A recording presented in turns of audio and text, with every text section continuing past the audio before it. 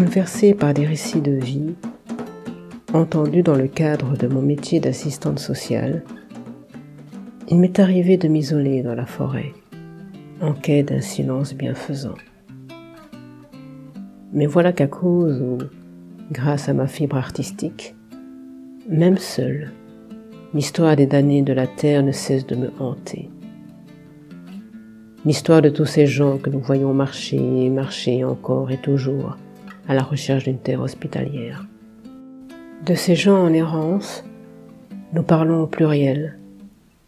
Leur anonymat nous convient et nous oublions qu'ils sont comme nous, des humains, doués de sensibilité et de sentiments.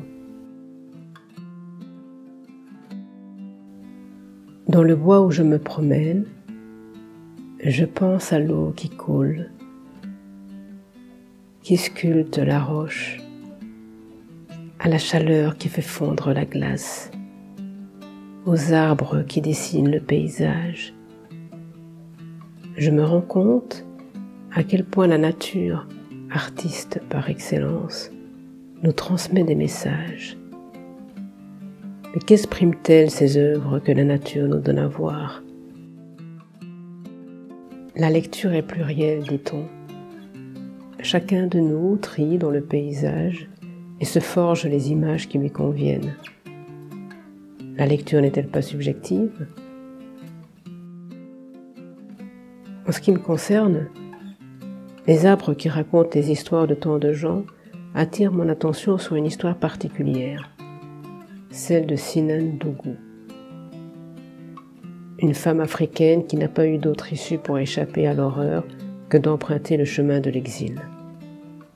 Bien entendu, focaliser sur une personne, c'est donner un visage aux anonymes. Sinan Dougou vivait paisiblement dans son Kivu natal en Afrique. Son pays, la RD Congo, est aujourd'hui un de ces géants en pied d'argile, malgré son sous-sol riche en minerais et malgré le dynamisme de sa population. J'ai beau chercher dans ma tête la carte de l'Afrique, je ne vois sur l'arbre qu'un lambeau d'un continent aux mains de rapaces.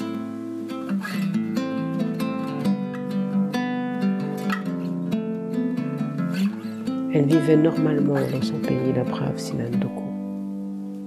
Jusqu'au jour où les multinationales ont pris conscience que le coltan qu'il leur faut pour nos portables, c'est là qu'il faut aller le chercher.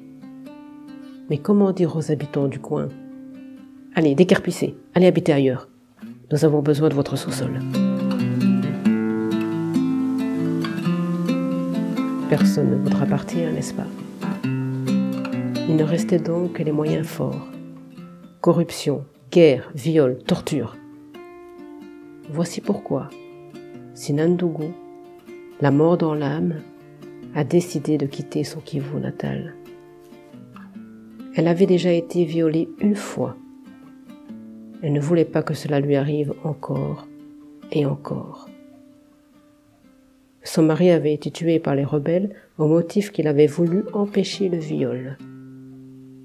Seule et démunie, Sinan Dougou ne perdait rien à s'en aller.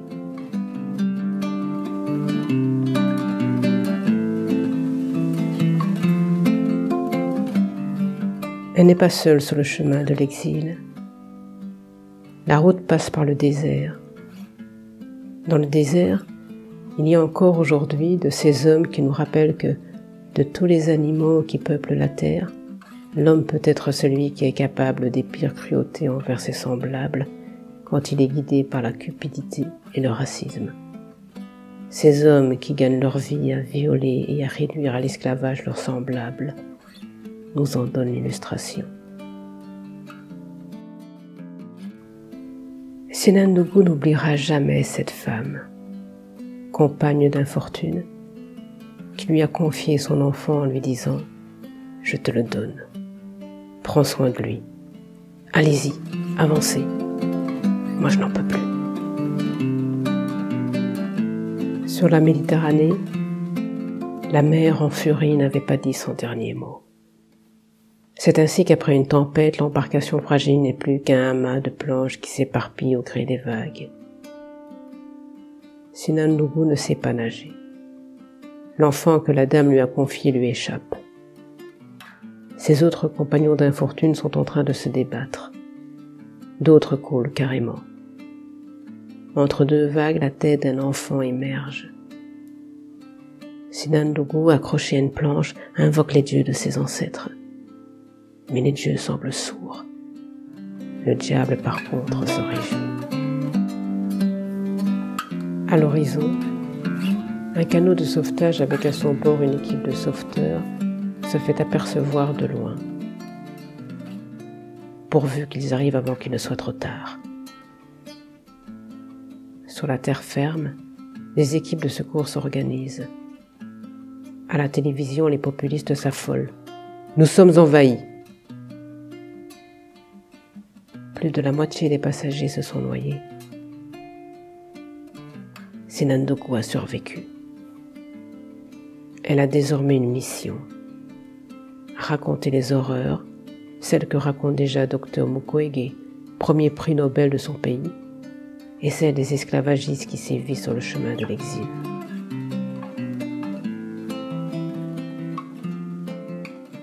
Au Congo et dans tant d'autres pays, la femme est chosifiée.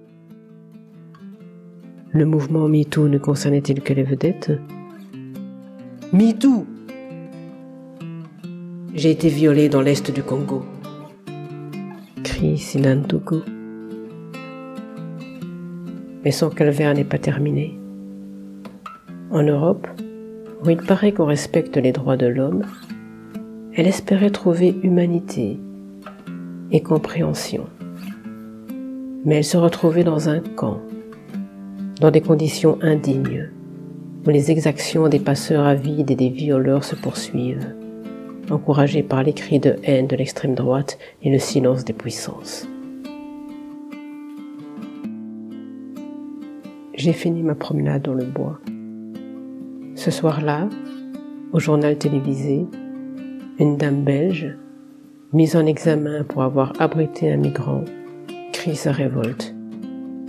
C'est quoi la démocratie si je ne peux pas user de mon droit d'être solidaire avec ceux qui souffrent ? Je me suis sentie interpellée. J'ai ajouté une place à ma table et j'ai mis sur le palier de ma maison une coquille Saint-Jacques pour dire aux migrants « Dans mon humble demeure, vous trouverez de quoi vous revigorer. » Merci les arbres. Il paraît que vous vous parlez avec vos racines, reliées entre elles par des champignons qui jouent le rôle de transmetteurs. Il paraît que vous parvenez ainsi à prévenir les autres arbres en cas d'attaque d'un prédateur, ce qui leur permet de fabriquer une substance répulsive qui les protège.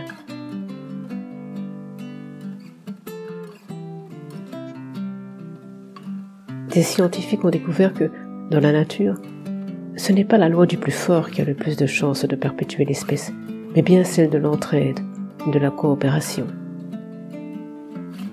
De plus en plus de gens ont compris ce message de la nature et s'organisent en petits groupes solidaires.